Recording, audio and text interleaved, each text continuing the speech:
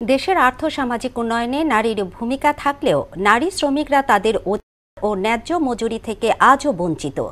মেহেরপুরের বেশ কিছু চাতাল এবং ইট ভাটা বন্ধের সিদ্ধান্তে নারী শ্রমিকরা পড়েছেন বিপাকে।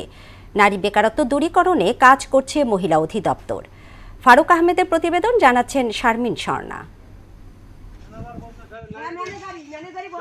পুরুষের সমান শ্রম দিয়েও মজুরি বৈষম্যের শিকার হচ্ছেন মেহেরপুরের নারী শ্রমিকরা। ইটভাটা, চাতাল, ইমারত নির্মাণে পুরুষের সমান কাজ করেন নারীরা, কিন্তু দৈনিক মজুরি হিসেবে পুরুষের চেয়ে অন্তত 200 টাকা কম পান।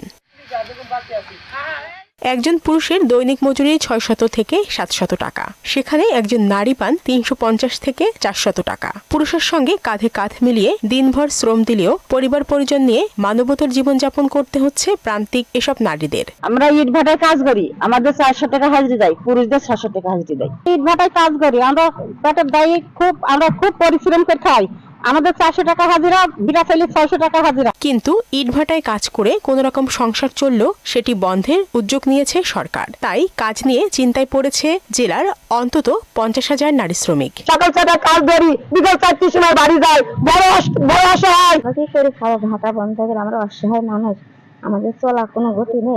নারী পুরুষের মজুরি বৈষম্য থাকা ঠিক না জানিয়ে এই কর্মকর্তা বললেন, বৈষম্য দূরীকরণে মহিলা বিষয়ক অধিদপ্তর কাজ করে যাচ্ছে। নারী শ্রমিকরা আছে, তারা সমান মজুরি পায় না পুরুষের সমান।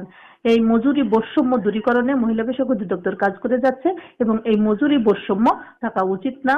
পুরুষের সমান নারীরাও মজুরি পাবে, এটা তাদের অধিকার বলে মনে করেন প্রান্তিক নারী শ্রমিকরা।